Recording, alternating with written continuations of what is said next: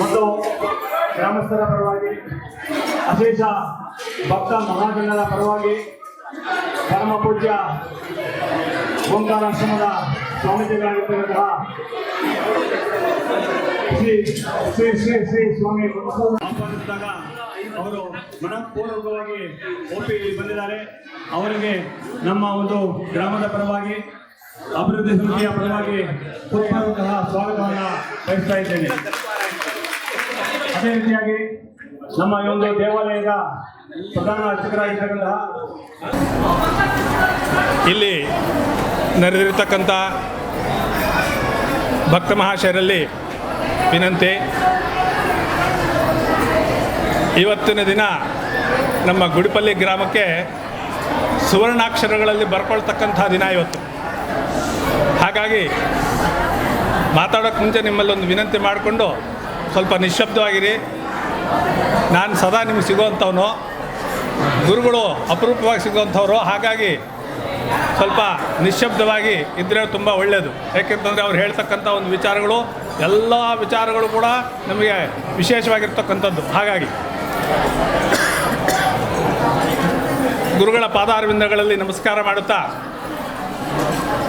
ಈ ದಿನ ಈ ಗ್ರಾಮಸ್ಥರು ಆಯೋಜನೆ ಮಾಡಿರ್ತಕ್ಕಂಥ ಚಂಡಿಕಾ ಪಾರಾಯಣ ತುಂಬ ವಿಶೇಷವಾಗಿರ್ತಕ್ಕಂಥದ್ದು. ಇದರಲ್ಲಿ ಹೇಳಿರ್ತಕ್ಕಂತಹ ಮಂತ್ರಗಳು ಎಲ್ಲವೂ ಕೂಡ ಮನುಷ್ಯನಿಗೆ ಅಗತ್ಯವಾಗಿರ್ತಕ್ಕಂಥ ಎಲ್ಲ ವಿಚಾರಗಳನ್ನು ಮಾತೆಯಲ್ಲಿ ನಮ್ಮ ಮಾರ್ಕಂಡೇಯ ಋಷಿಗಳು ಕೇಳಿದ್ದಾರೆ. ಯಾದೇವಿ ಸರ್ವಭೂತೇಷು ಧೃತಿರೂಪೇಣ ಸಂಸ್ಥಿತ, ಯಶೋರೂಪೇಣ ಸಂಸ್ಥಿತ, ಲಕ್ಷ್ಮೀರೂಪೇಣ ಸಂಸ್ಥಿತ. ಏನು ಯಾರಿಗೂ ಬೇಡ, ಧೈರ್ಯ ಯಾರಿಗೂ ಬೇಡ, ಲಕ್ಷ್ಮಿ ಯಾರಿಗೂ ಬೇಡ, ಯಶಸ್ಸು ಯಾರಿಗೂ ಬೇಡ, ಎಲ್ಲರಿಗೂ ಬೇಕಾಗಿರ್ತಕ್ಕಂಥದ್ದು. ಹಾಗಾಗಿ ಈ ಒಂದು ಚಂಡಿಕಾ ಪಾರಾಯಣವನ್ನು ನಮ್ಮ ಗುರುಗಳು ಇಷ್ಟು ಜನ ಶಿಷ್ಯರನ್ನು ತಯಾರು ಮಾಡಿರ್ತಕ್ಕಂಥದ್ದು ತುಂಬ ವಿಶೇಷವಾಗಿರ್ತಕ್ಕಂಥದ್ದು. ಎಲ್ಲ ನಾವು ಹರ್ಷಪಡ್ತಕ್ಕಂತಹ ವಿಚಾರ ಇದು ಸಾಮಾನ್ಯವಲ್ಲ. ಏಕೆಂತಂದರೆ ಅವರಿಗಿರ್ತಕ್ಕಂಥ ಒಂದು ಕಾರ್ಯಕ್ರಮಗಳಲ್ಲಿ ಅವಕಾಶ ಮಾಡಿಕೊಂಡು ರುದ್ರ ಘನವನ್ನು ಹೇಳಿಕೊಟ್ಟು ಚಂಡಿ ಪಾರಾಯಣವನ್ನು ಹೇಳಿಕೊಟ್ಟಿರೋದು ಅಂತಂದರೆ ಅಷ್ಟು ಸಾಮಾನ್ಯವಲ್ಲ. ನೀವೆಲ್ಲ ಪುಣ್ಯವಂತರು ಅಂತ ಹೇಳೋದಕ್ಕೆ ಎರಡನೇ ಮಾತಿಲ್ಲ. ಇಷ್ಟು ಜನ ಋತ್ವಿಜರನ್ನು ಕರೆಸಿ, ಮಾತೆಯರನ್ನು ಕರೆಸಿ ನಾವು ಚಂಡಿ ಪಾರಾಯಣ ಮಾಡಿಸೋದು ಅಂತಂದರೆ ಅದೇನು ಅಷ್ಟು ಸಾಮಾನ್ಯದ ವಿಚಾರ ಅಲ್ಲ. ಹಾಗಾಗಿ ಶ್ರಮ ಇಲ್ದಿರ ಸುಲಭವಾಗಿ ಇಷ್ಟು ಜನ ಮಾತೆಯರು, ಇಷ್ಟು ಜನ ಮಹನೀಯರು ಬಂದು ಭಕ್ತಿ ಶ್ರದ್ಧೆಯಿಂದ ತುಂಬ ಸ್ಪಷ್ಟವಾಗಿ ಅದಕ್ಕೆ ಗುರುಗಳ ಹತ್ರ ಹೇಳ್ತಾ ಇದ್ದೀನಿ. ಅವ್ರು ಹೇಳ್ಕೊಡ್ತಾ ಇದ್ದದ್ದು ಸಂಕಲ್ಪ ವರ್ತಮಾನ ಕಾಲಕ್ಕೆ ಅದು ತುಂಬ ಚೆನ್ನಾಗಿತ್ತು. ಅಷ್ಟು ಚೆನ್ನಾಗಿರ್ತಕ್ಕಂಥ ಸಂಕಲ್ಪ, ಅಷ್ಟು ಸುಸ್ಪಷ್ಟವಾಗಿ ಲೋಪವಿಲ್ಲದೆ ಹೇಳಿರ್ತಕ್ಕಂಥ ಪಾರಾಯಣ. ಇದಕ್ಕೆ ಅವಕಾಶ ಮಾಡಿಕೊಟ್ಟಂಥ ನಮ್ಮ ಗುರುಗಳಿಗೆ ನಮ್ಮ ಗ್ರಾಮಸ್ಥರ ಪರವಾಗಿ ನಾನು ನಮಸ್ಕಾರಗಳನ್ನು ತಿಳಿಸ್ತಾ ಇದ್ದೀನಿ. ಕಾಲಾವಕಾಶ ಜಾಸ್ತಿ ಆಗಿದೆ, ಹಾಗಾಗಿ ಹೆಚ್ಚು ಟೈಮ್ ತೊಗೊಳ್ಳೋದಿಲ್ಲ. ಇಲ್ಲಿ ಮಾಡಿರ್ತಕ್ಕಂಥ ಪಾರಾಯಣ ಮಾಡಿರ್ತಕ್ಕಂಥ ಇದಕ್ಕೆ ಸಹಕರಿಸಿದಂಥ ಎಲ್ಲರಿಗೂ ಕೂಡ ಆ ಚೌಡೇಶ್ವರಿ ತಾಯಿ ವಿಶೇಷವಾದ ಆಯುಸ್ಸು, ಆರೋಗ್ಯ, ಐಶ್ವರ್ಯಗಳನ್ನು ಕೊಟ್ಟು ಕಾಪಾಡಲಿ. ಇನ್ನೊಂದು ವಿಚಾರ, ನೀವೆಲ್ಲ ಇಷ್ಟು ಜನ ಇಲ್ಲಿ ಪಾರಾಯಣ ಮಾಡಿದ್ದೀರಿ. ಈ ದೇವಸ್ಥಾನದ ವಿಶೇಷ ಏನು ಅಂತಂದರೆ ಸಾವಿರಾರು ವರ್ಷಗಳ ಹಿಂದಿನ ವಿಗ್ರಹಗಳಿವು. ನೈಜವಾಗಿ ವಿಗ್ರಹದಲ್ಲೇ ಶಕ್ತಿ ಇದೆ.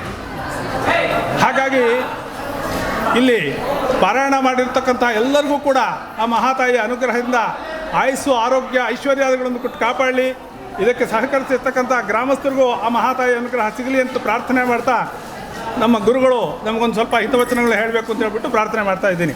ಬಂದಿರತಕ್ಕಂತಹ ನಿಮಗೆಲ್ಲರಿಗೂ ಚಿರಪರಿಚಿತರು ನಮ್ಮ ಗ್ರಾಮಸ್ಥರಿಗೆ ಗುರುಗಳ ಪರಿಚಯ ಒಂದು ಸ್ವಲ್ಪ ಹೇಳಬೇಕು. ಬೆಂಗಳೂರು ಮೈಸೂರು ರಸ್ತೆಯಲ್ಲಿರ್ತಕ್ಕಂಥ ಓಂಕಾರಾಶ್ರಮ ಮಹಾಸಂಸ್ಥಾನ ತುಂಬ ದೊಡ್ಡದಾದ ದೇವಸ್ಥಾನ. 12 ಜ್ಯೋತಿರ್ಲಿಂಗಗಳು ಅಲ್ಲಿ ಪ್ರತಿಷ್ಠಾಪನೆ ಮಾಡಿಸಿದ್ದಾರೆ, ತುಂಬ ವಿಶೇಷವಾಗಿ ಮಾಡಿಸಿದ್ದಾರೆ.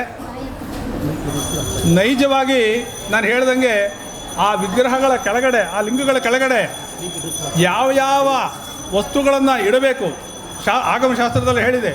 ಹಜಗಜ ವಲ್ಮೀಕ ಹೃದಗೋಷ್ಠ ರಾಜದ್ವಾರ ಚತುಷ್ಪಥಸ್ಥಾನ ನವಪರ್ವತ ಧಾತೂನ್ ನವ ಪವಿತ್ರ ಧಾತೂನ್ ನಿಕ್ಷಿಪ್ಯ ಎಲ್ಲವೂ ಇದೆ ಅದರಲ್ಲಿ.